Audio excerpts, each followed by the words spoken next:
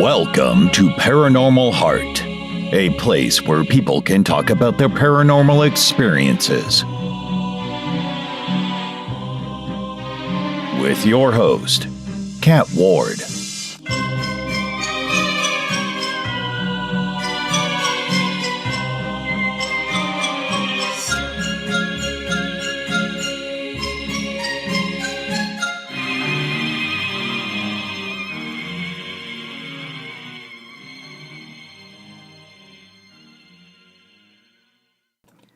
Welcome, my friends, to Paranormal Heart Podcast, a safe place to talk about your paranormal encounters.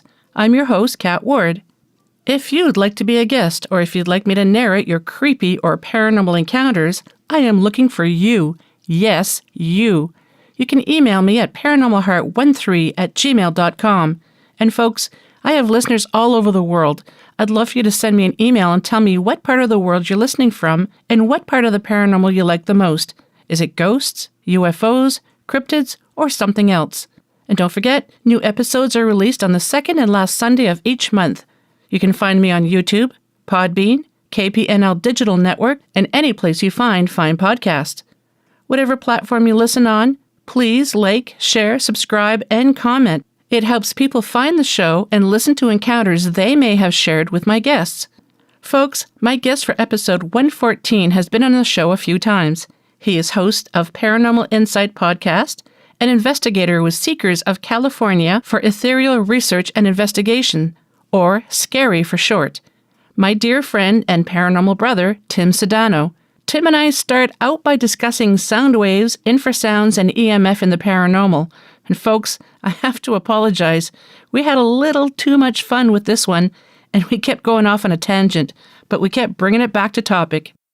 Tim also talks about some pretty interesting things he's witnessed while doing an internship at NASA. I hope you enjoy the episode as much as we had a blast recording it. Now, on with the show. Hello, Tim. Welcome back to Paranormal Heart. Well, thank you so much for having me back. It's great to be here. Thanks.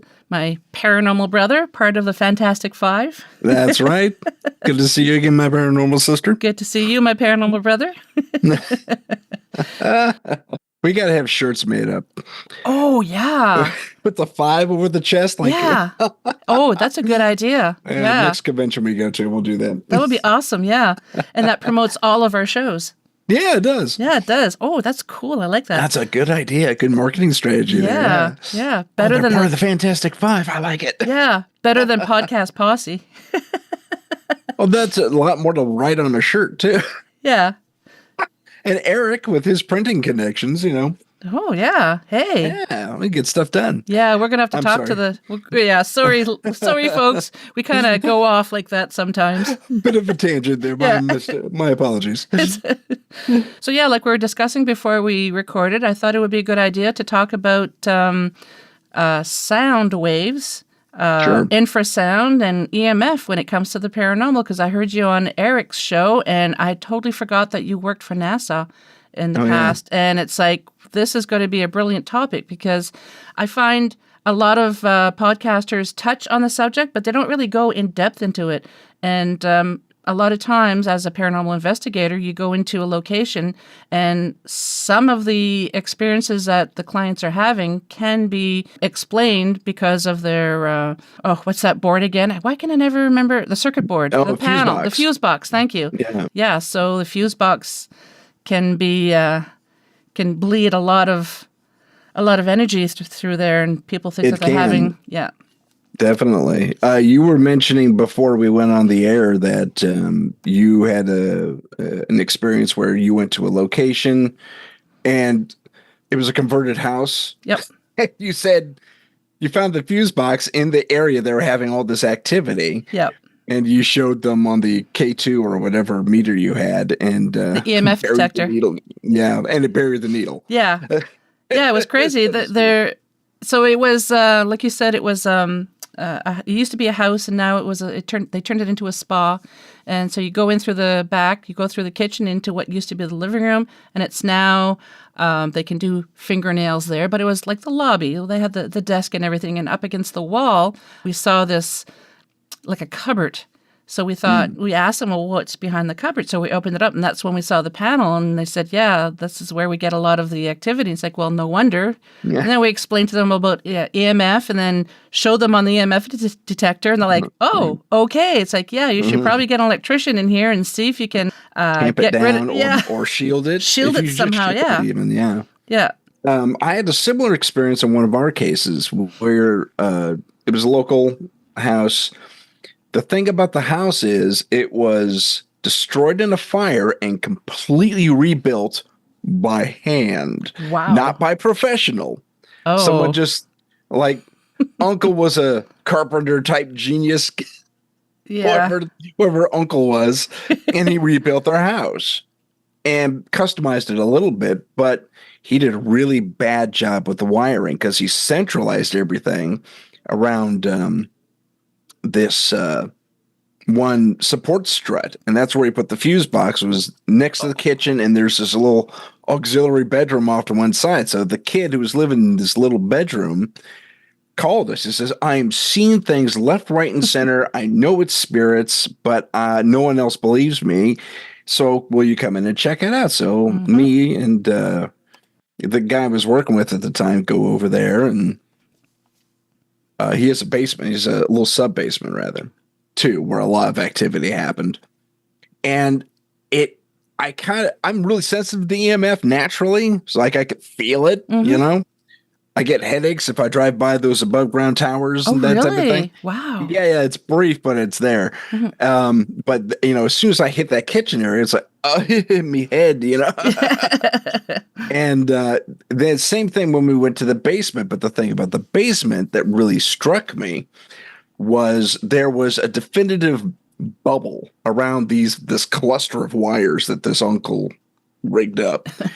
And the bubble reached below the ceiling, and I ducked because my instincts told me something was there, and I ducked like this. And my tech guy who's with me, he says, "What are you doing?" And I said, "There is something here, man." I can put my hand through it, of course. Yeah, but dude, get a reading over here, and sure enough, bury the needle. Wow. And yeah, very bad. Like I had a migraine down there the whole time I was down there. Second I exit the basement, I feel good. Yeah. We do the regular thing around the rest of the house, a little bit of EMF check, and not EMF. What do you do? The voice thing. Wow, Tim. Can't think of what it's called. EMP. No, not EMP. I know what you mean. I can't think. Voice thing. Voice call. It's my God. Oh, aren't we great? For over 10 years. Yeah. No, way over 10 years. EVP. Thank you. Oh my gosh. Aren't we great? We really know about this topic, honest. Oh my gosh. Seriously. Yeah, I've been doing this since 2009. I probably got my math wrong on 10 years, Tim. And I did. I totally did. Anyway. Now I feel foolish. But anyway, so we do the EVP. I remembered it. And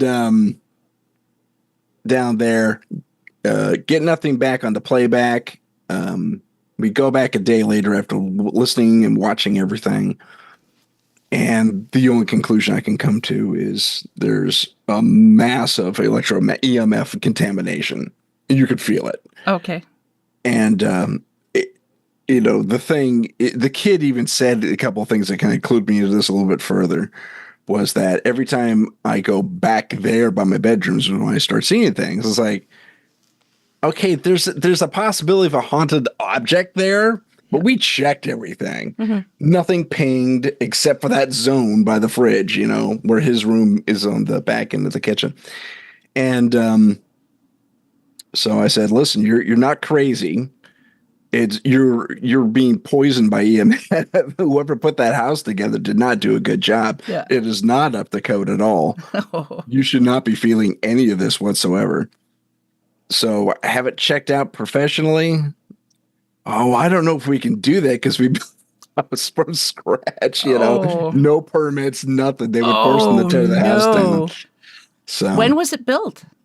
It was rebuilt in the 90s, I believe. Okay. And we looked at it about 2000, 10 or 11. Okay. And maybe 12. But it was, built from scratch by hand, no permits whatsoever. No one asked questions, so I guess How did they get away with no permits?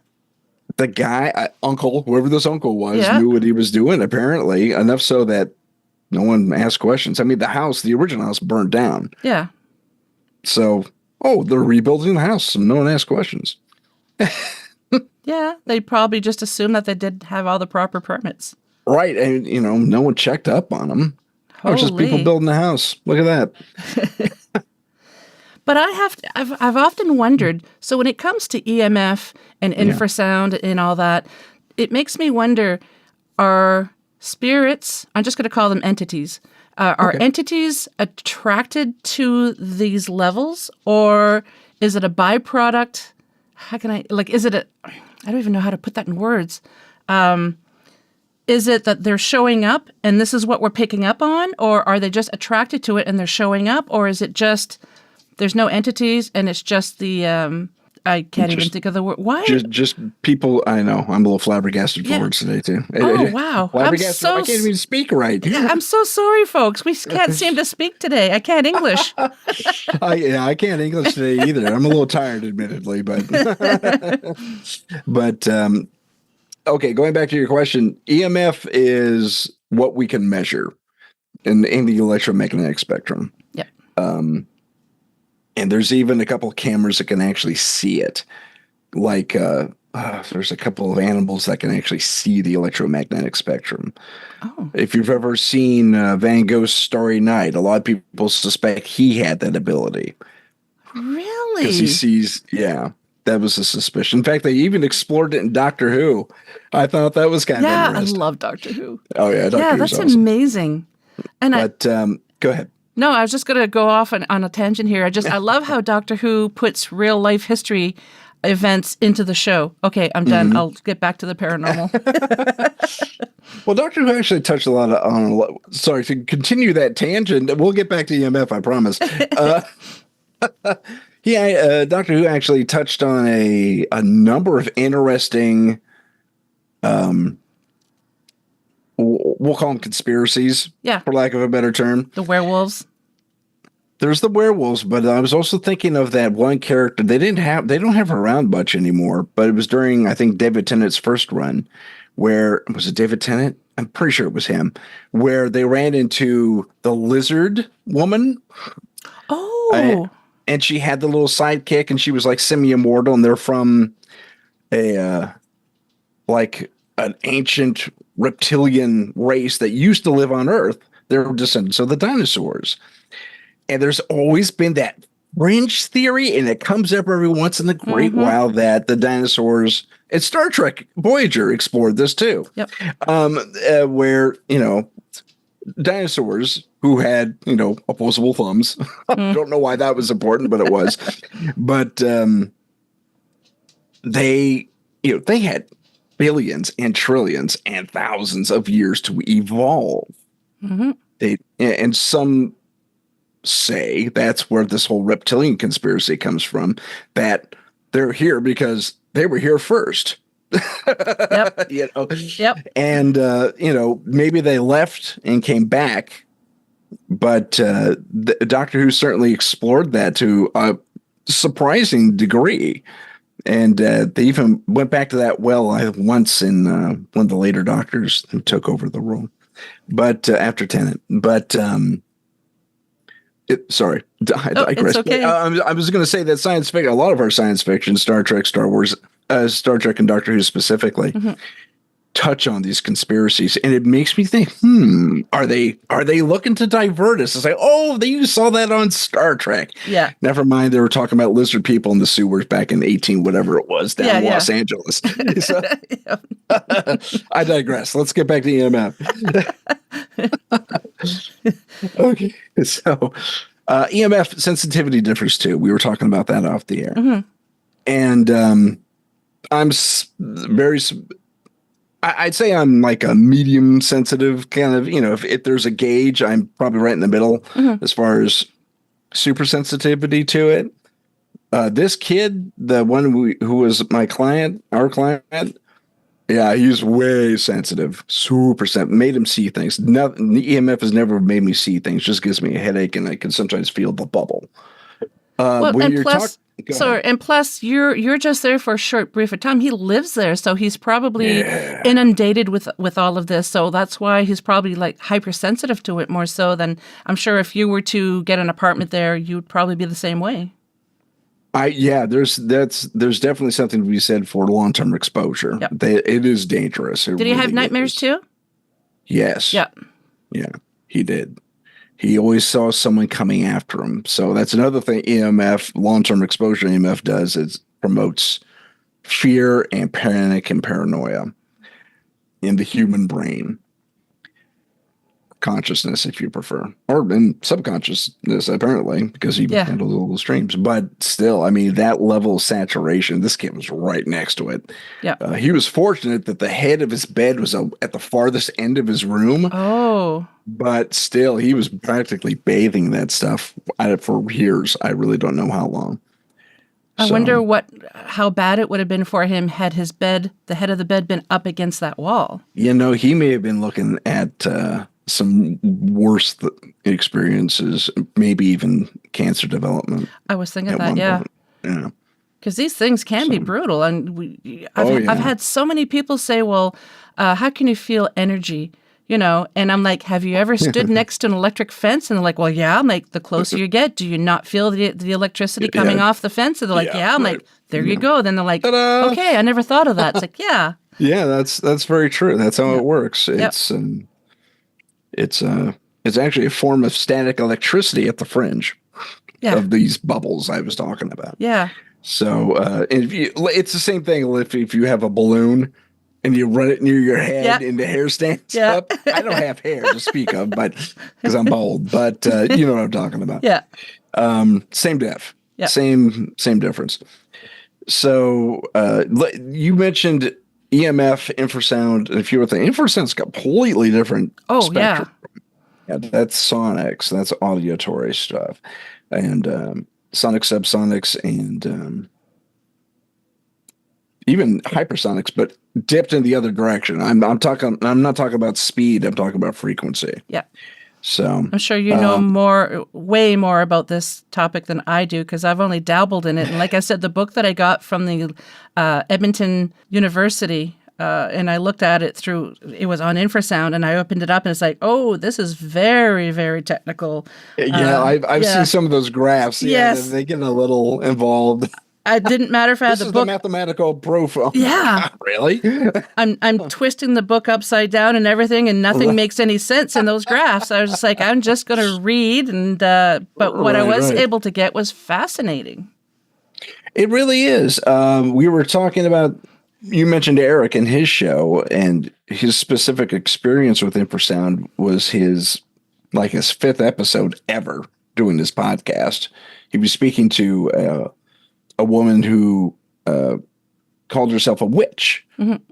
And she lived out in the boonies somewhere. And I mean deep forest boonies. And it was her land and all that fun stuff. And one of the first things she does when he shows up to do the interview is, because they had a little pre-conversation before, so they got to know each other a little bit. But when you go there and you do the interview, he shows up and does the interview. I can't talk.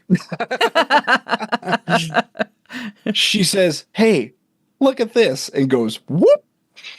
Yeah. And then a reply comes back. Whoop. It's like, and then she's all, "Isn't that cool?" And he was like, "Yeah, sure, cool." Right on. Did I bring the deer rifle with me? Yeah. You know, that kind of thing. Poor guy. He was actually a little bit afraid, but that lady was an interesting lady. Yeah, that's an interesting. If you have an opportunity, folks, to listen to that, we definitely promote Eric. Definitely check out episode 5 or 6 about a date with a witch, I think it's called, and it's surprising. And in the middle of that episode, how we got on the subject of infrared with my interview with Eric or his interview with me, I can't remember which it was, is that they say, "Oh, did you hear that? Now, the funny thing is, on the computer I'm currently on with you is brand new. It's like 2020 computer. The other computer I was using, I still use it, is from 2013. Now, interestingly, this computer actually buries a lot of infrared sound. Infrasound. Infrasound. Okay. I'm sorry. I said infrared sound, didn't I? Okay. Yes, it's okay. Buries a lot of infrasound signatures. They don't come through the headphones. Plug it into my other computer, my older computer, it does come through. Really? Yeah, it's faint, but it's there. Yeah. And you hear this little whoop in the background. And I actually was able to grab that sound because you sent me the raw file. Yeah. And I put it into the spectrograph so you could visualize the sound. And right at the bottom, like around negative 15, negative 20 hertz, you see this little bright bloop dot. Oh, that's awesome. Yeah. Yeah, that was pretty cool. And I showed that to him. He said, oh my God, I've never seen anyone actually capture the sound before. I said, the funny thing is I couldn't hear it on the new computer when I edited that. Yeah. I had to goose the sound way, way up. And he says, well, it's funny you mentioned that because I couldn't hear it if I put my cell phone. I played it on my cell phone. You can't see it. And he says, and I had it right next to me and I couldn't hear it. But I played it, someone else was playing it across the room and I totally heard it. I said, yeah, that's the infrasound wavelength. It's way broader. It has a lot of reach. Yeah. Yeah. And a lot of animals use it too. And apparently so did Bigfoot. You know, because that's what he heard go whoop. But whales and elephants and a few other lots tigers, of other lions. Yeah.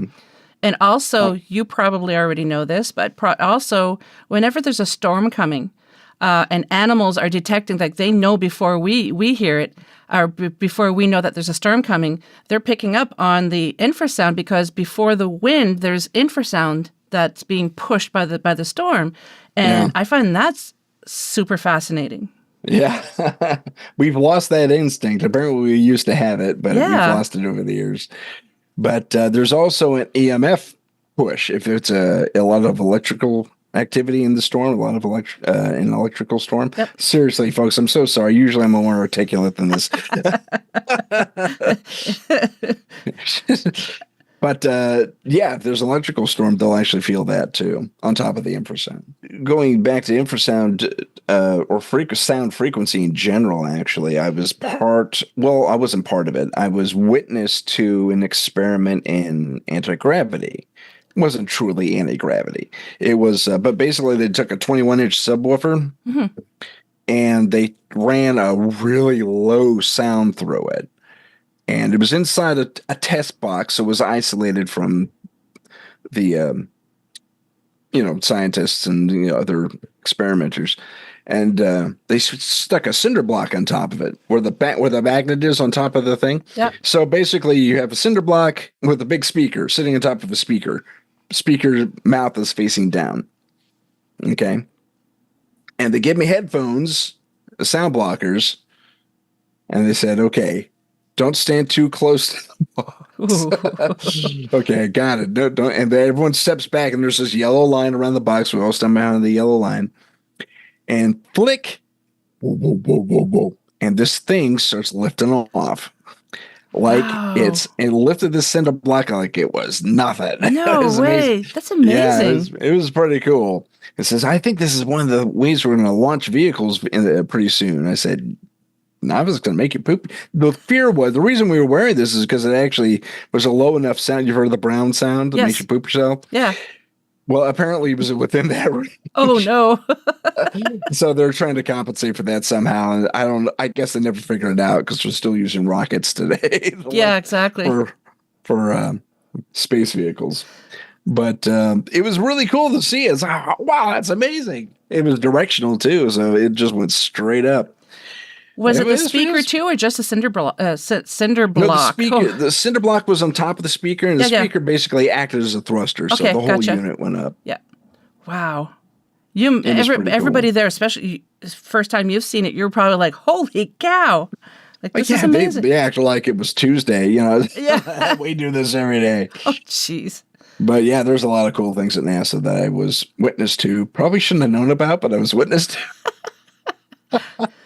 And that was way over 25 years ago. So hopefully it's okay for me to talk about it. But I guess we'll find out. why? Yeah. If Tim suddenly has a car accident, don't do that to me. Or knock, knock, knock at the door. And did you see that? That reminds me of that video that went out with the supposed Men in Black going, and someone caught him on the doorbell cam. No, I and didn't there was see this that. weird orb floating like in the background over the street.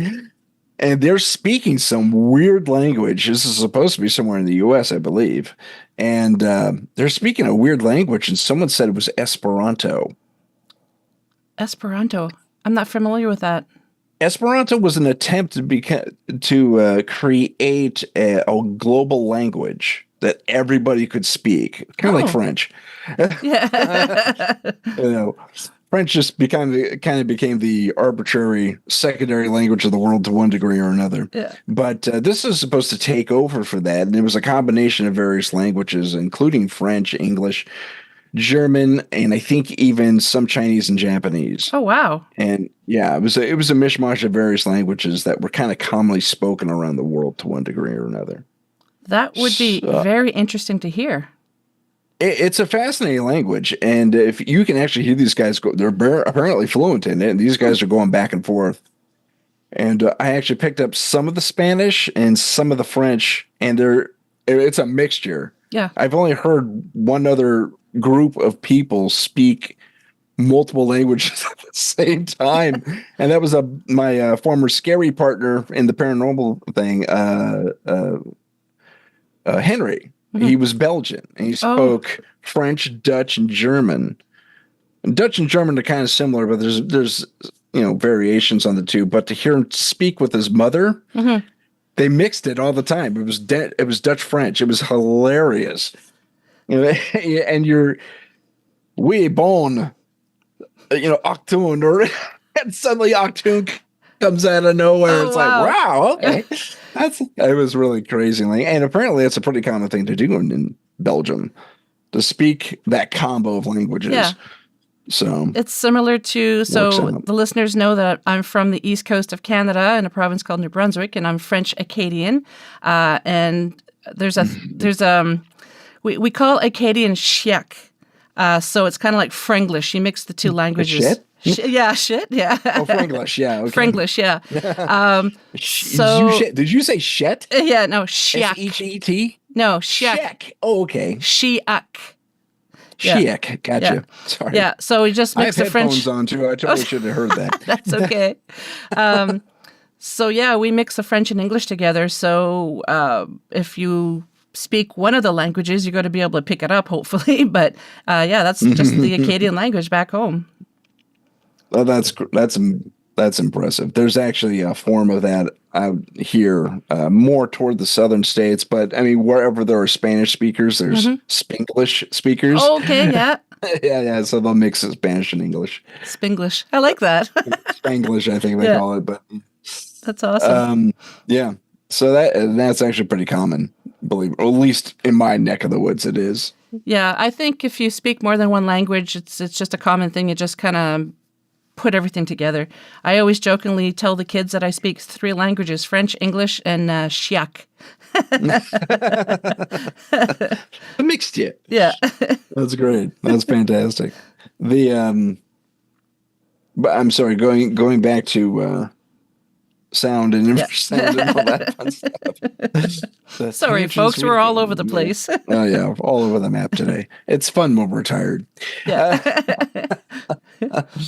So what else have you witnessed that you weren't supposed to witness at NASA? And how did you get to see these things? Did you just kind of like sneak in and, No, not at all. It was so weird. There was I've told the story on my show, so forgive me if this is repetitive to some of you. But back at NASA, this is back in the early 90s, and they had this, it looked like it was from the 70s. It was huge. It was this big IBM printer, but it was a document assembler, basically. So you can make copies, or you can even make color copies. That was cool and neat. Or you can assemble entire documents.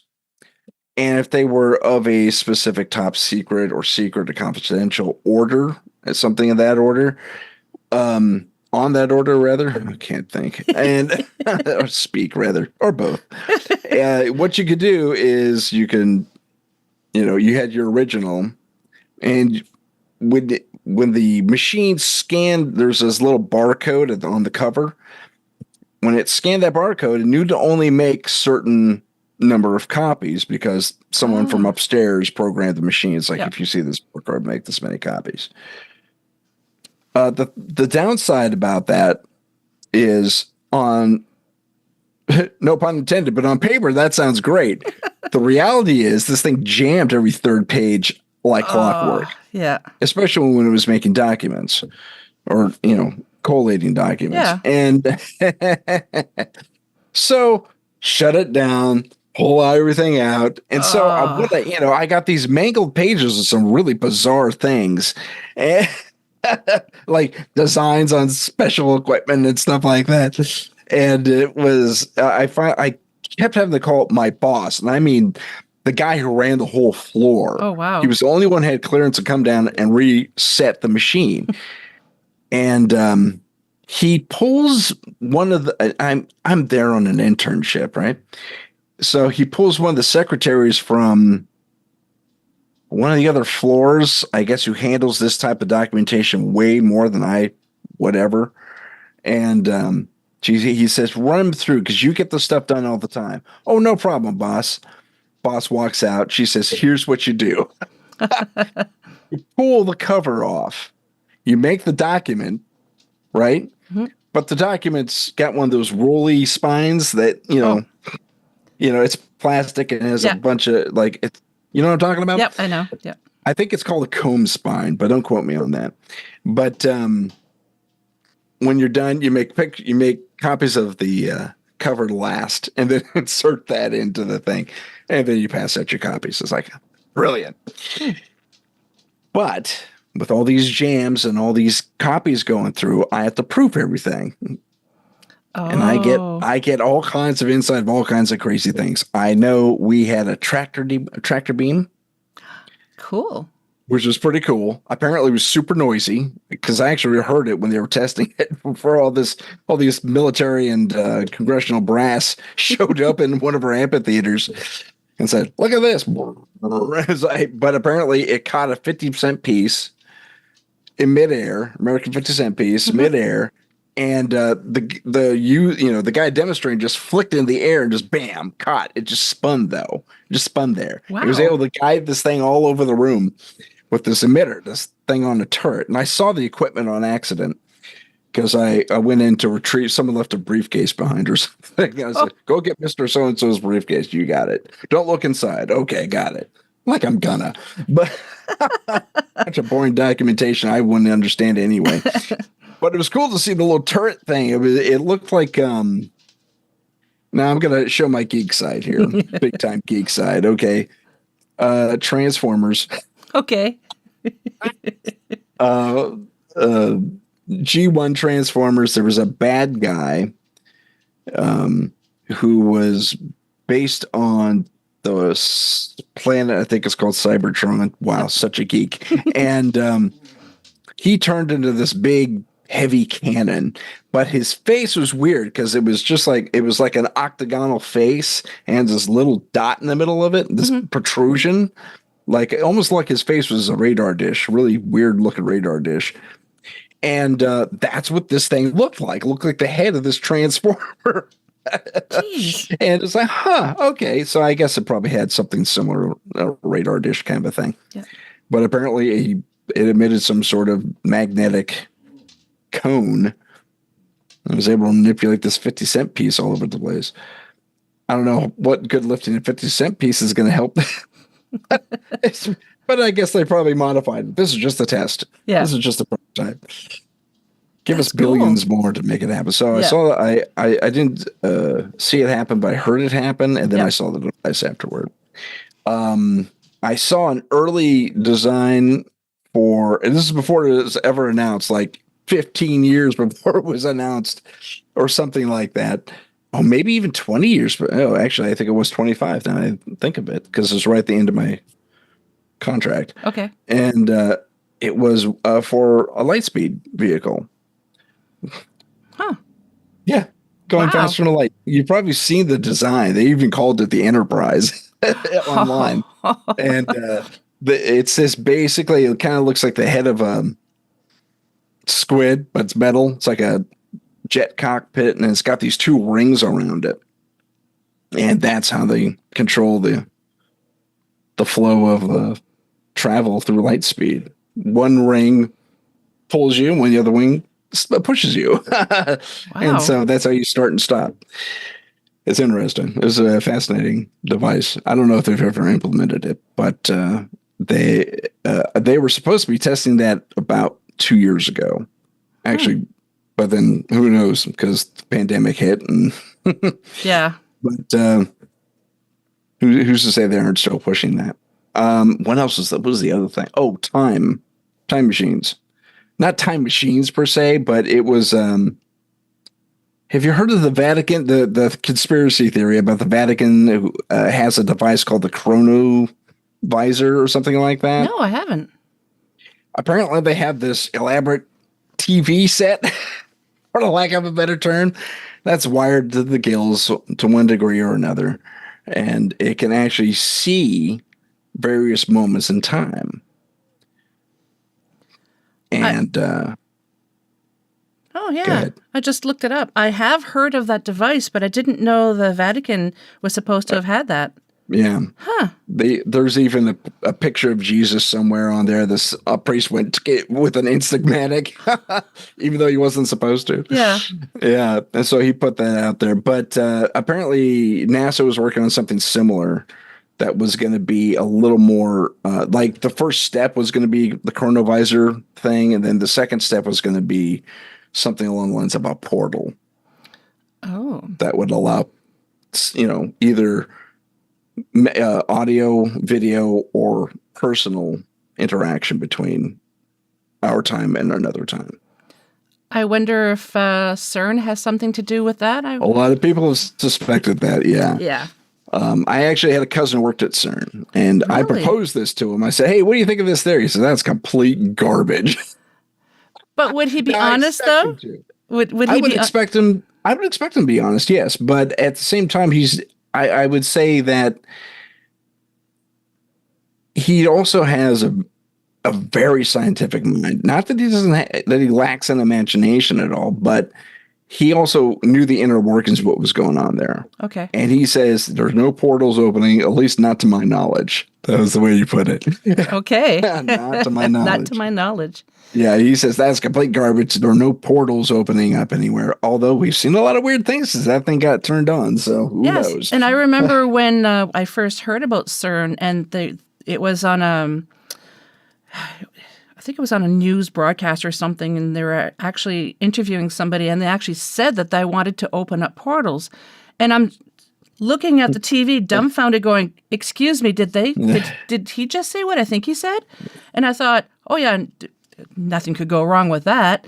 And then, the other thing I heard was micro black holes. yeah, that's that was that too. Yeah. But no, I thought, holy cow, like they actually admitted that, and now I'm trying to find anything online that was said, and I can't find anything. Yeah. So not too surprised. But you may have to go to, if you have access to your local TV station, they can actually do an archive search for you. Oh, really? At least they can here in the U.S. I don't know if Canada's different. Yeah, maybe. No, but I thought that was fascinating and terrifying all at the same time. Oh, yeah. That is definitely... The potential for disaster is what terrifies me. Yes. But however, the potential for the opposite, for the benefit, like, that's kind of cool. I know. Yeah. It kind of reminded me of that movie. What was it? There was this town that was close to, is it called The Mist or The Fog? I can't remember. I always get them mixed up. The Fog was the one where people turned inside out. Okay, no, not that one. It must be The Mist. Yeah. Okay, that's when the interdimensional creatures come across? Yeah, it just reminded me of that, and I remember after watching that movie, we were the house that we lived in at the time on the military base. I live on a military base and military housing at the time, and we're up on the top floor. And I get up in the morning and I look outside, and all I see is thick fog, and my first instinct was like, holy shit. Is the dinosaur thing coming through the fog? Yeah, exactly. Is it going to eat me? Yeah.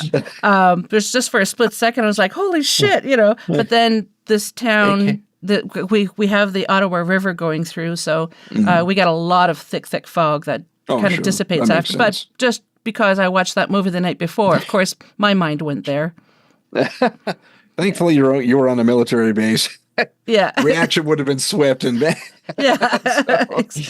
Well, can only hope. Oh, yeah. Well, yeah, you hope so. What do you mean there's a weird spider that shoots acid webs? What's going on? Yeah. Yeah. And is that the version you saw? I'm talking about the later version that came out. Oh, no, there were spiders. There was like these huge insects that were coming out, and they were held up in a grocery store, I think it was. Yeah, I think there were spiders, and they kind of spit their webs versus during making webs. Yeah, they kind of spit them. And I don't like spiders. Yeah, I don't like spiders, and that's not cool, man. No, sorry. It's okay. But wow, we really went off the topic. Yeah, we kind of did. Sorry, folks. I hope you find it fascinating, though. It's interesting stuff. It really is. Talking conspiracy stuff and yeah, that's really cool. Oh, I'll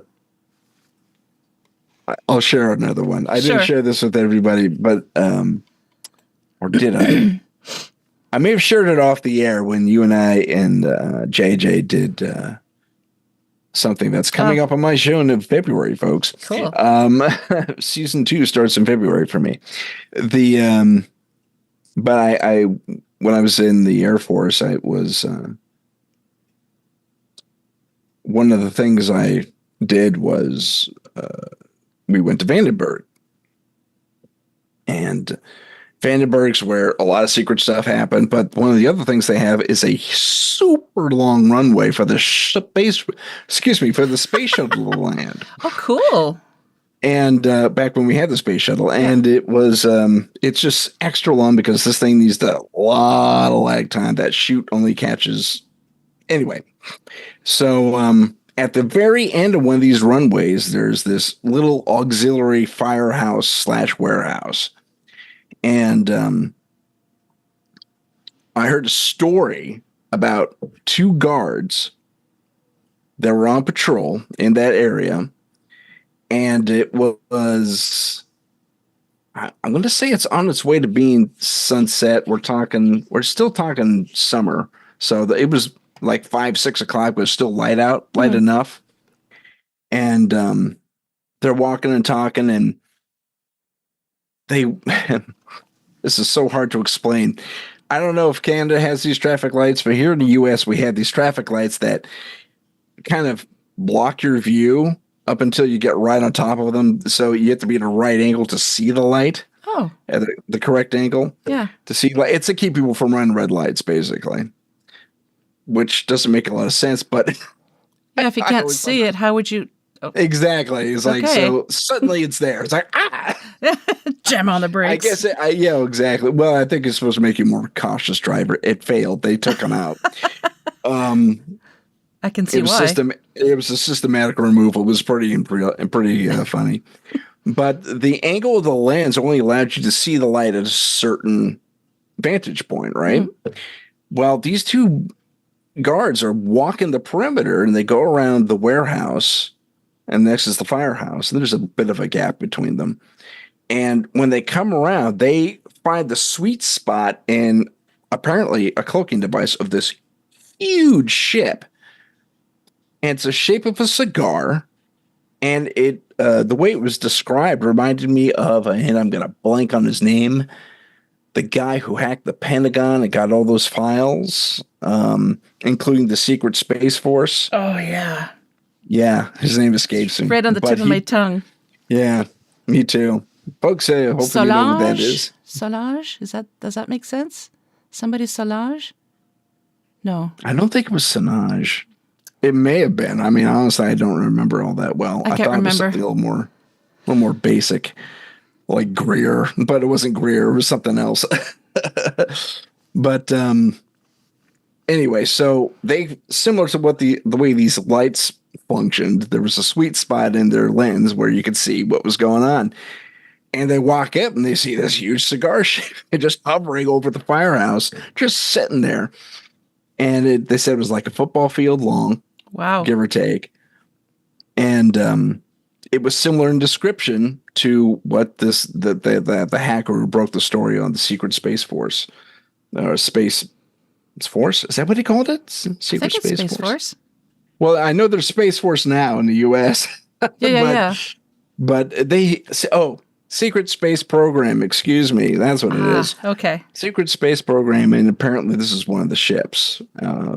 And is very similar in description to what he described in his findings. So the ship wouldn't be extraterrestrial; it would be like from something that humans created? It was a hybrid, apparently. Oh, wow.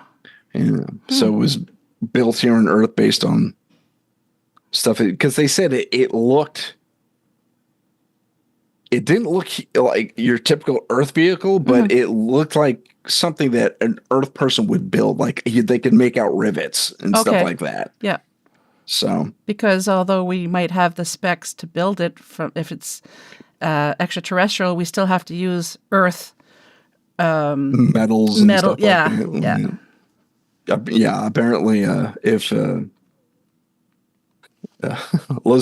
Pop Lazar, when he describes the saucers in S4, he says the shells, the outer shells were one solid piece. There were no rivets whatsoever. So, yeah, which is impressive. That means they were like printed or molded or something. Yeah. And they're made of a very unique metal that's, with a lot of elements that just aren't here on Earth at all. Not yet. Not yet. Or they are, and we just haven't told it. Yeah. Who knows? Maybe. Yep. That sound. there goes that sound topic. Oh, that's funny. Oh, man. So tell us about the sound waves, though, that you were talking about with Eric.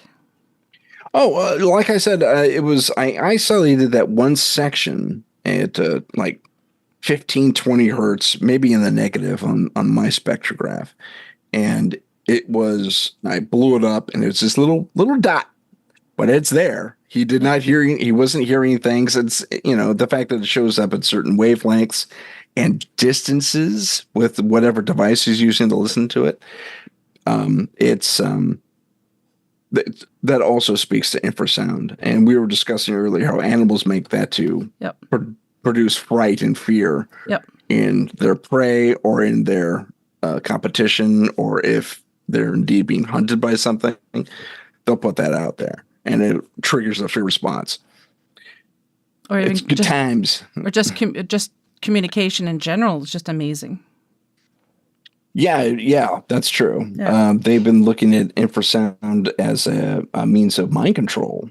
At least they were. I don't know if they're still doing it, but there was it wasn't. I don't think it was CIA. I think it was something weird like NSA, DIA, something like that, in the American alphabet of agencies that was looking into that, and I think it was a joint effort with like 7 countries or something like that. They were looking at mind control or limited control. Like, if we project this sound, this is the reaction we'll get universally across the grid from people. Stop, go. Like, really simple command structures like this makes you go, this makes you run, this makes you want to dance, or that's or whatever. But that was one of the things they were looking at was, can we affect not only malevolent sounds and frequencies and get that a malevolent response, can we also produce beneficial sounds and frequencies and get an equally beneficial response that would Like, you want to feel good? Here's your sound. That kind of Yeah. Yeah.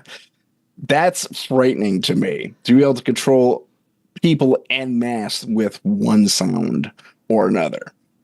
That is frightening to me. And you It's might like, not even actually hear the sound, but you're feeling. If it's at infrasound, if it's at infrasound, you wouldn't. No. No, Because not I think that's typically. 20 hertz and below, I think it is, for Yeah. infrasound. Yeah. Mm-hmm. Yeah. So when you had mentioned when Eric couldn't hear that, but when he was further away, he could, would that be because sound waves are, like if you're looking at my dad always calls it the silly scope. The oscilloscope? Yeah. Because the waves are, flowing like that. The people can't see what I'm doing, but would that be because of how the sound waves go? It's how far apart they are. Yeah. So at close range, like my hand to like a foot from me, I may not be able to hear it. Mm-hmm. But if it's across the room, I'll be able to hear it. Okay. Because the sound waves are traveling at such a slow, long wave. It's a really long, long wave compared to, say, a telephone ring, which is a very short wave and shrill, and we can hear it close or far away. Yeah.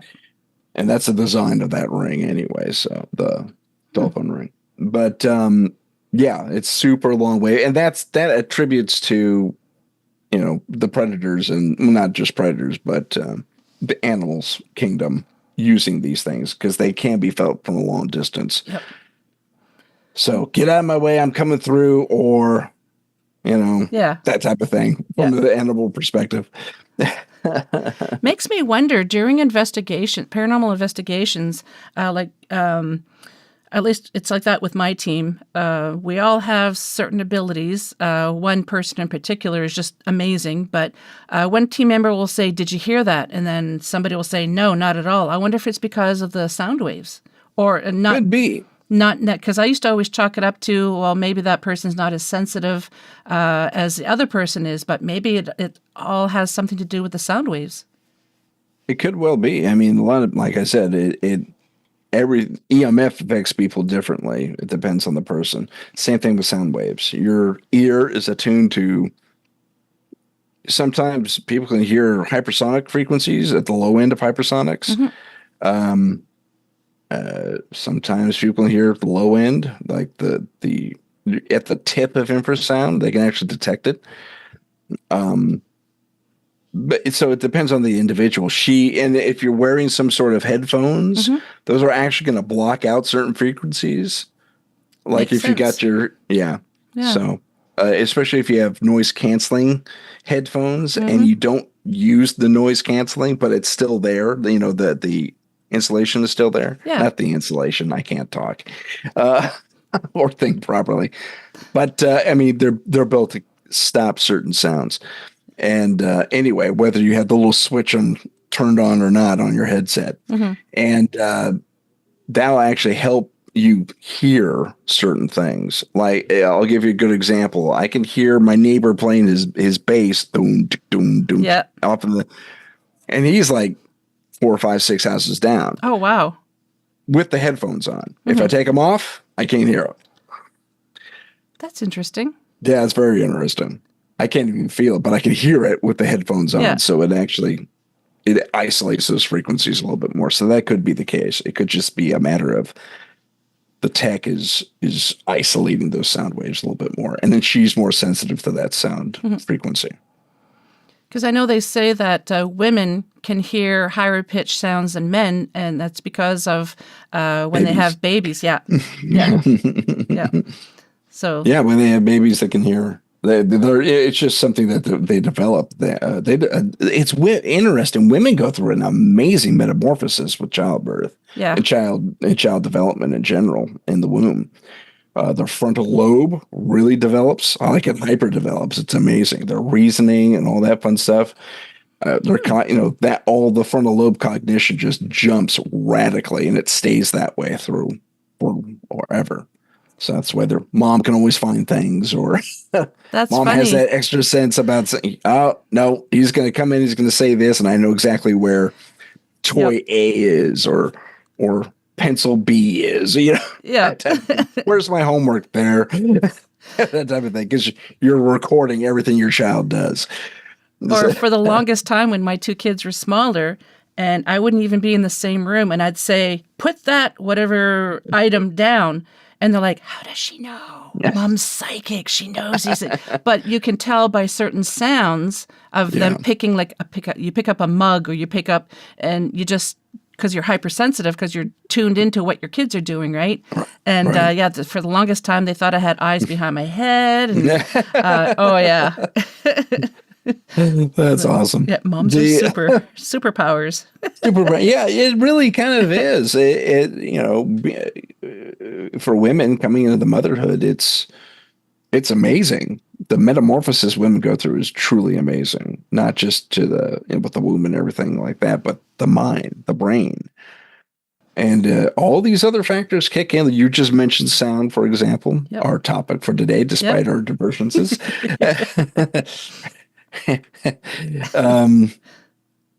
So you hit the nail on the head there. That's totally how it works.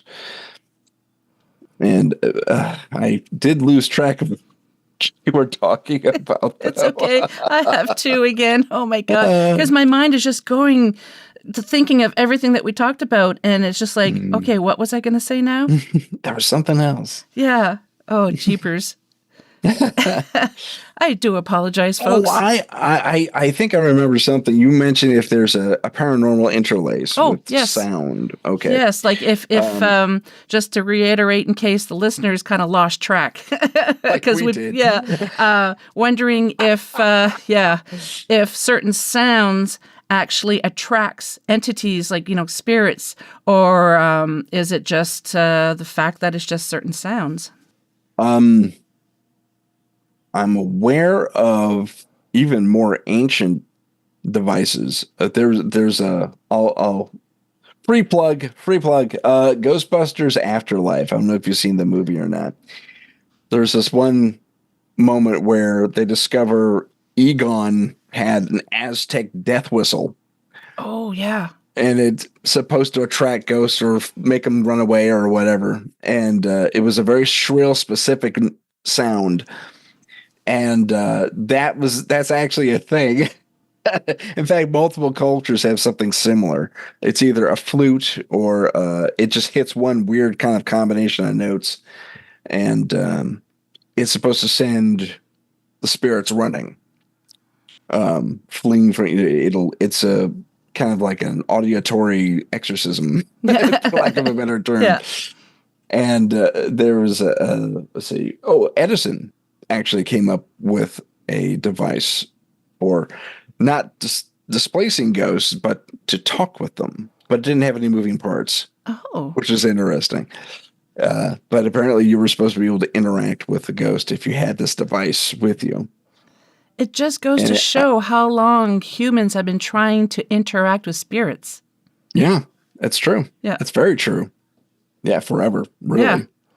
Since someone saw a ghost, I was like, we got to talk to that thing. The fascination's just been there, and we are a very we're inquisitive creatures. Oh yeah, absolutely. That's a perfect analysis. We are very inquisitive, very curious people. Yeah. But going back to your question, does it have an interaction? Is there anything that interlaces the paranormal with sound? Mm-hmm. I'm aware of an experiment where infrasound was purposely emitted into a supposed haunted location. And I think this is even on this may have been a television series. Group of ghost hunters. I think they're all brothers. And they're from the South. And there's like 5 or 6 of them. Not Ghost Brothers. Not Ghost Brothers. No. It was, they always hit abandoned asylums or nursing homes or something like that. Mm-hmm. That was their shtick. That's where they went. Because they had apparently a lot of deaths in these places. And that type of thing. So they purposely emit infrasound. And they're taking EVPs as this is going on. And they they get a response back at one point where it's shut that off, turn it off. Oh, wow. So apparently, at least some spirits don't really like infrasound. Yeah. So it could be a repulsor for them. And I don't know if it was that same episode or a different episode that they discovered that at least some entities don't like ultraviolet light. Really? Yeah. Huh. It was really fast. Get that light out of my face was one of the responses. Turn it off. Turn it off. Oh, you don't like that? You don't like that? Like they were antagonizing? Oh, don't that antagonize them. Quick. Yeah. You don't want to antagonize anything you can't really see. Or fight back against. Physically, yeah. It's like... Yeah, because some of these things will come after you, man. They'll physically come after you. Like, we've both seen that happen. Yeah. So they will fight you. They will come after you. Yeah, they'll upset you. There was a good example. There was a sound man, I think, on one of the very, very first episodes of Ghost Hunters back in the early 2000s. Mm-hmm. I don't know if you recall that episode where sound man was just doing his job, and they were antagonizing the two. Grant and the other guy were antagonizing, and suddenly the sound man goes down, and you can see he's doing this, he's booming, right? Yeah. He's got the mic on his stick, and the bag flies up. He's got the sound bag, and it literally just goes right into his face and knocks him out. Damn. And it's like, yeah, that's not cool. When something can do that, has that level of kinetic force behind it, yeah, I'd be careful. Let's hope that they expelled all the energy they had just to move that bag, and they have to take time to recharge. But still, holy cow! They bugged out after that. It's like, oh, he took a hit. Do we go back in? Okay, we'll go back in. It was like a couple hours later, but nothing else happened after that. So you might be right. It expended all of its energy on that particular action. Wow! But that was fascinating. I always found that one fascinating. But sound, apparently infrasound, if you can generate it, is less than appealing to the spirit realm or those in the spirit realm. That really, I never even thought of that. I always thought maybe they were attracted to it or whatever, but yeah. Well, now, on the opposite end, when we talk about EMF, there seems to be an attraction there. Because if you... Again, other ghost shows, and us, in our practice, we used EMF emitters to a degree. Not all the time. I didn't have them all the time, but I did use them once in a while. And we seemed to get more attention drawn to us. I was like, it was a beacon of some sort. And they seem to like it for whatever reason. Like it's a form of energy they could use to interact with. Yeah, I was going to say, because we speculate that they're energy beings and they're attracted to energy because they'll drain batteries and whatnot. Yeah. So this is another form of energy. Maybe they're just really attracted to it. Could be. And it makes sense. Yeah. If you're attracted to, alternating current, that's what batteries are. They're alternating current. And same thing with these EMF emitters. I think that is in the same frequency realm of alternating current versus like once in a while you get a house that gets the lights dimmed and stuff like that, and the electrical gets affected, but that's direct current. That means you have something really, really, really malevolent in your house, typically, not all the time, or you just have bad wiring. Yeah. But, that actually happened more often than not, but it was interesting because I remember one case in not too far from me, like in the next town over, there was this one house that actually had these pockets of flickering follow them. It was right out of a horror film, and it followed them up the stairs and down the hall into their room. And it would just follow them. And it's like, that's, unless you're attracting a really active mouse or rat or something. I'm going to say you got something there. So as they're walking, lights are being turned on and off. Is that how it's going? It's like flickering? they were on. Okay. But the flickering would follow them. Okay, gotcha. And so it was right after a horror flick. And that was a really special one. Of course, naturally, it didn't happen when I was there. Of course, yeah. Well, we asked the clients to leave, and I think that was my mistake. I should have asked them to stay and just be there and just left the camera roll in the corner. I think it would have caught everything I wanted to then. But I had the clients leave and go out to dinner and a movie, and so they'd be out late so we can have the run of the place. Yeah, we used to do that too. Hindsight. We used to do that too in the beginning, just ask them to not be there. And then slowly we started getting them to stay. And maybe that's the reason why they decided to keep the client there, is because maybe we just get more when the client is there. That was my finding as well. We stopped asking the clients to leave and they've been watching Ghost Hunters. They say, "Do we need to leave?" It's like, nope. I want you right here. It likes you, not me. So you stay right here. Yeah, and we've actually had clients handle the EMF detector or ask questions as well. Get them part of the investigation, and they kind of get excited too to be part of it. They also freak out very easily. Oh, yeah. Oh, we had this one investigation. So one of the team members, it was a coworker of hers. So we went to her house, and one of the team members likes to walk around and she'll take hundreds of pictures, and she just likes to go off on herself and just take pictures. Is she doing a baseline sweep or? No, we already did that. She just kind of likes to walk around. Oh, she just does it? Oh, yeah, I know. I use that method. Yeah. Go ahead. So next thing you know, the client's standing next to me, and then next thing you know, she's standing next to the client. The client didn't know, and she just went, boo. That mean. Set her off. And she's like, "I'm sorry, I need to go outside for a cigarette." So she had to go down to compose herself because it scared the crap out of her. And she's like, "I am so sorry." Like, she knew her too, but she's like, "I didn't think you'd have that kind of a reaction." Because investigators, sometimes we forget.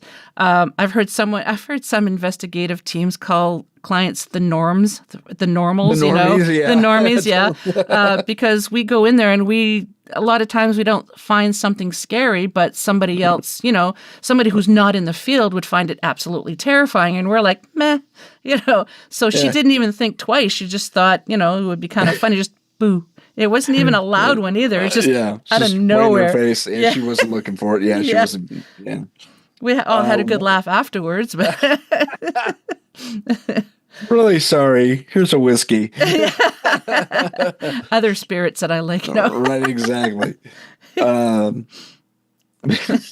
We had a client that was they were with us on the investigation, and helped with the EVP sessions and all that fun stuff. And it's nice when you have the client there.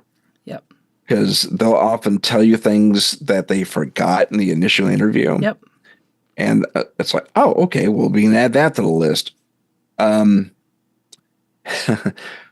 of the things that was buried in the report, the initial report was, and there's something with the phone that happens every once in a while. That was it. So we get there, and we've had a hell of a night. This is the one where I saw the demon monkey running down the hallway. I don't know if you know that story. That didn't show up on camera, but it happened, and everyone heard it. and saw it. But anyway, I digress. So at one point, this is the same case where the cell phone rings on that spooky bing bong dong dong, weird, like a melting music box. Oh, okay, yeah. And when that happened, our client lost her mind. Just, oh my God, that's it. That's what I keep hearing. That's it. Wow. And you're witness to it. Like, she was excited because she wasn't alone. It does happen, Yeah. So, and we're all jazzed. Like, yeah, let's investigate this. And we were about to leave, go get a late supper, and let the cameras roll. Mm-hmm. Just blank, empty room, see what happens. And suddenly the husband's cell phone goes off. That's the sound. That's it. And so Yeah, that was just the craziest Wow. thing in the world. So it's like that's the other side of having a client there. They'll remember something or Yep. expound on something or tell you that's what I hear all the time. And suddenly she has witnesses. Yep. She has not pacification. I'm using the wrong word. Oh, Where you're gee. happy, you have witnesses. Yes. You're not Ah. alone. You're not crazy. You're, validation. That's it. Validation, yes. Yes. So we were able to do some live validation there, and it was a spooky moment. But man, gotta love my old partner Henry. Man, he said, "Huh," and he dug through the directory. He could not find this song for the life of me. He says, "Oh, I found it." And this guy's a genius, right? He knows computers, even cell phone stuff. And he dug deep, deep, deep into this thing's code. He says, I found the file, but it's only supposed to happen on teleconference calls. Weird. Which makes no Yeah. sense. So Why would it just and it would just ring? Like it wasn't like there was an incoming call? No incoming call. It rang like it was an alarm. Oh. And this sound was selected, but it's not available in the list. If you go to set up a new alarm, it's not available. Available. So so he says, okay, I'll just turn off the alarm. Boom, there, hands him his phone back. As soon as the client exchanges with him, Henry lets go, bang, ding, ding, ding, and everyone freaks out again. So he says, okay, opens it up, turns it off. Henry does, and then he slaps it closed. It was like the generation of flip phone just before smartphones. Okay. So it was kind of advanced, but not really. And so he says, okay, well, here's the solution. Pops out the battery. Okay. Okay, so you have another alarm clock? Yeah, I can use it. That's fine. Yeah. Okay, great. So he sets both pieces down, battery on one side, phone on the other, and we're about to leave. Bang, dang, dang. No. It rings without a battery. This thing was trying to communicate somehow, or kidding. just annoy us, or whatever. It was looking to scare people. I think it was pretty malevolent. Whatever was there, and he says he's frozen. I've never seen this scientific guy. This guy with this logical, just innate, super logical. I mean, practically Spock. Yeah. For those of you who don't know, that's a Star Trek reference. But I mean, practically Spock, and he's taken aback, and he opens the flip phone, bang, ding, ding, ding, turns it off, and the power totally cuts out on the phone again. Never mind, it should have in the first place. And he comes up with this really kind of. He was fishing, man. He did not want this to be true. He's the skeptic of the group. That was his job. Yeah. And he says, residual charge? That's what I was thinking. Not in those old phones. Maybe in a smartphone, but not in those old phones. He says, I like how he says it questioningly. So we stayed. We didn't go out. It was like, okay, what else is going to happen? Naturally, that was the end of the activity for that night. Yeah. But interesting. And I don't know how we got on that subject. I don't know either. Fun things with fatigue. We had something similar during an investigation. A toy went off, and when we went to pick it up, there was no batteries in it. Oh, that's cool. It's the first time and only time I ever encountered that, and we were giddy like kids in a candy shop. Yeah, that's great. But the client was just like, "See," Right. But we were like, "Yes." Yeah. I wasn't lying. I know that for sure. I believed you from the start, but it's nice to have validation. Yeah, it's always it nice is. when it happens in front of the investigators. So yeah. For all of you fresh investigators out there, keep your clients with you in the home. They're probably going to actually drum up the activity. Exactly. Yeah. Because so many times we've done investigations and we pretty much got nothing. We might have gotten a few EVPs, but we really didn't get a whole lot. And hindsight now, it's like, well, maybe we should go back with the client and see if there's going to be any difference. Hey, that would be a good idea to do investigation. Because I know that you should go more than one time at the same location to investigate. Right. Not just the same time, but try different times as well, time of day. But yeah, try investigation without the client and one with the client. That would be interesting. That would be. I would not do that. Having experienced what I've experienced, I just say, stay here if you can. If you want to leave and you don't want to be a part of this because it'll freak you out, please get out of here. Oh, I'm yeah. not going to force you to stay. We always give them the option. It's not like you're staying. It's like, I'm sorry. This is how it goes now. Yeah. You're here. I'm going to tie you to that chair. Ready? Here come the ghosts. Yeah. Duck.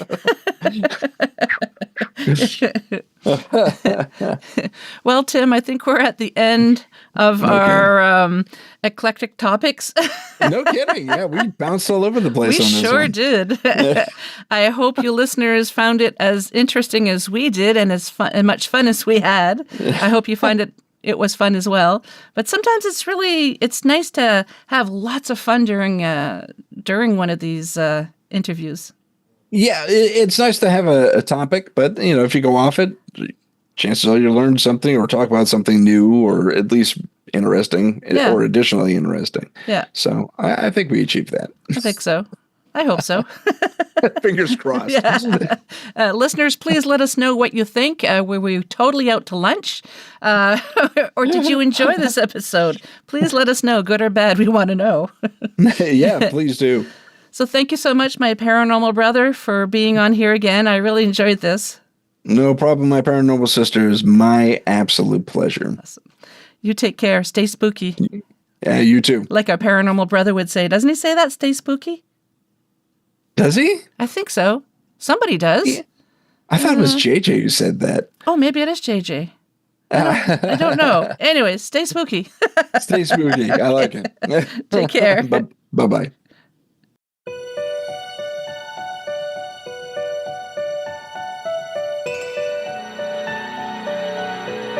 Well, we've made it to the end of another episode. Thanks so much for listening. Until next time, take care of each other. And if you'd like to be on the show or have questions and comments, just drop me an email, paranormalheart13@gmail.com. I'd love to hear from you.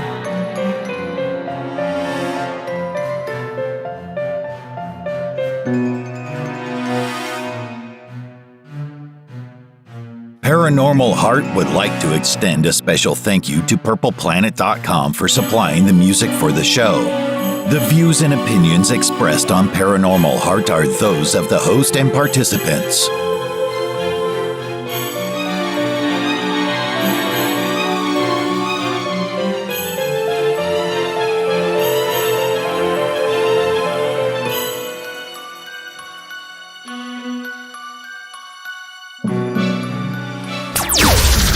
Paranormal Heart Podcast.